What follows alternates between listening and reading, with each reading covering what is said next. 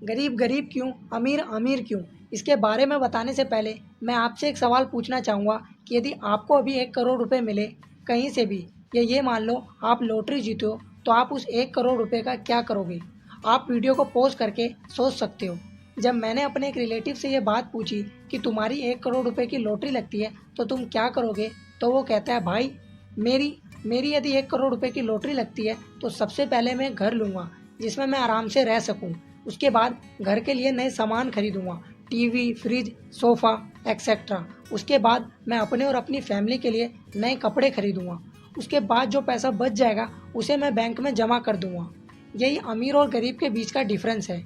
अमीर लोग एसिड्स खरीदते हैं और गरीब और मिडिल क्लास लोग लाइबिलिटीज़ खरीदते हैं और उन्हें एसिड समझते हैं।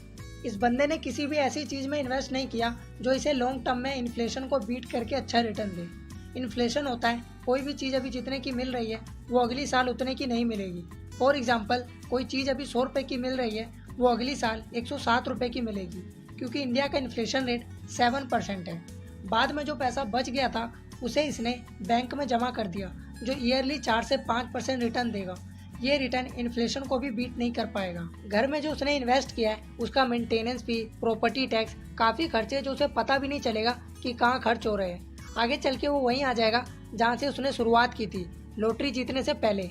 यदि हम गूगल सर्च करें कि लॉटरी जीतने वाले में से कितने परसेंट लोग कुछ ही सालों में बैंकरप्ट हो जाते हैं, तो हमें पता चलेगा कि 70% लॉटरी जीतने वाले लोग कुछ ही सालों में बैंकरप्ट हो जाते हैं। ऐसा क्यों होता है?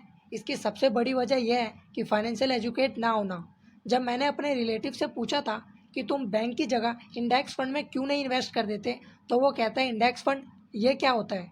लोगों को पता ही नहीं होता कि उन्हें कहाँ इन्वेस्ट करना है। और सबसे बुरी बात यह है कि ये लोग सीखना भी नहीं चाहते। यही अमीरों को और अमीर और गरीबों को और गरीब बनाता जाता है। यदि आपको अमीर बनना है तो उसका फॉर्मूला बहुत आसान है। आप एसिड्स बनाओ और लाइबिलिटीज़ मत बनाओ। बस ये इतना ही आसान है। एसिड्स वह होते हैं जो आपकी जेब में पैसा डालते हैं, भले ही अभी आपकी जेब में पैसा नहीं आ रहा है लेकिन बाद में आना चाहिए। लाइबिलिटीज़ वह होते हैं जो आपकी जेब से पैसा निकालते हैं, अभी नहीं लेकिन बाद में। फॉर एग्ज़ाम्पल, अभी मैं ये वीडियो बना रहा हूँ, ये मुझे अभी तो पैसा देगा, लेकिन आज से 5 साल बाद भी अगर कोई इस वीडियो को देखता है तब भी मुझे पैसा आएगा। लाइबिलिटीज़ में भी ऐसा ही होता है। लोगों के पास काफ़ी कार्ड्स होते हैं जिनके थ्रू आपको कोई सामान खरीदने के लिए अभी पैसा नहीं देना होता, लेकिन फ्यूचर में उसकी ईएमआई चलेगी। अब हम कैश फ्लो पैटर्न से समझते हैं कि हमारा पैसा कहाँ से आता है और कहाँ जाता है।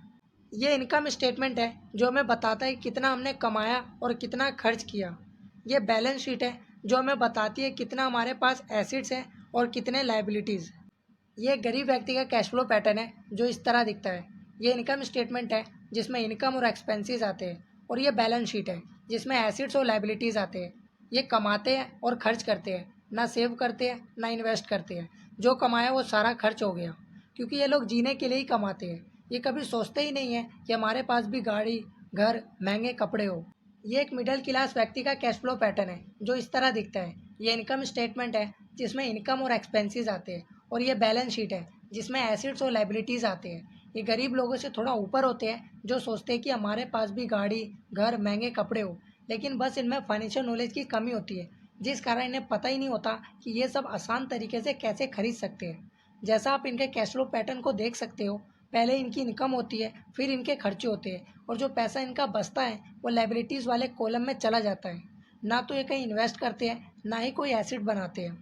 ये एक अमीर व्यक्ति का कैश फ्लो पैटर्न है जो अपने एसिड से कमाता है और दोबारा उसमें इन्वेस्ट कर देता है, जिससे उसका पैसा बढ़ता है और प्रॉफिट हुए पैसों से वो अपने मनपसंद की चीज़ें खरीदता है, इसलिए वो और अमीर बनता जाता है। यदि आपको अमीर बनना है तो अमीर बनने का जो पहला नियम है वो यह है कि आपको एसिड्स और लाइबिलिटीज़ के बीच का फ़र्क पता होना चाहिए, और हमेशा एसिड्स ही बनाने या खरीदने चाहिए। रॉबर्ट कियोसाकी भी अपनी book rich dad poor dad में यही बताते हैं। अमीर बनने का जो पहला नियम है वो यह है कि आपको एसिड्स और लाइबिलिटीज़ के बीच का फ़र्क पता होना चाहिए और हमेशा एसिड्स ही खरीदने चाहिए। यदि आप इसे और अच्छे से समझना चाहते हो तो आप इन्हीं की बनाई हुई गेम कैश फ्लो खेल सकते हो, जो स्पेशली हमारे लिए ही बनाई गई है, जो आपको ये बताएगी कि कैसे हमें जब कोई चीज़ पसंद आती है तो हम बिना एसेट्स और लाइबिलिटीज़ को समझे इसे खरीद लेते हैं और उसकी ईएमआई चुकाने के रेट रेस में कैसे फंस जाते हैं। आप इस गेम को प्ले स्टोर से खरीद सकते हैं। यह आपको काफ़ी मदद करेगी कि कैसे आप अपने पैसों को अच्छे से मैनेज करें। मुझे उम्मीद है दोस्तों इस वीडियो से आपके एसेट्स और लायबिलिटीज़ के सारे डाउट्स क्लियर हो चुके होंगे। अगर आप आगे भी इसी तरह की मनी मैनेजमेंट की बातें सीखना चाहते हैं तो चैनल को सब्सक्राइब कर लेना और बेल आइकन प्रेस कर लेना ताकि आपसे अगली वीडियो मिस ना हो जाए। बाय द वे, अगर ये वीडियो आपको पसंद आई हो तो वीडियो को लाइक कर देना, नहीं पसंद आई तो वीडियो को डिसलाइक करना। अपना वैल्यूबल टाइम देने के लिए thank you and good bye.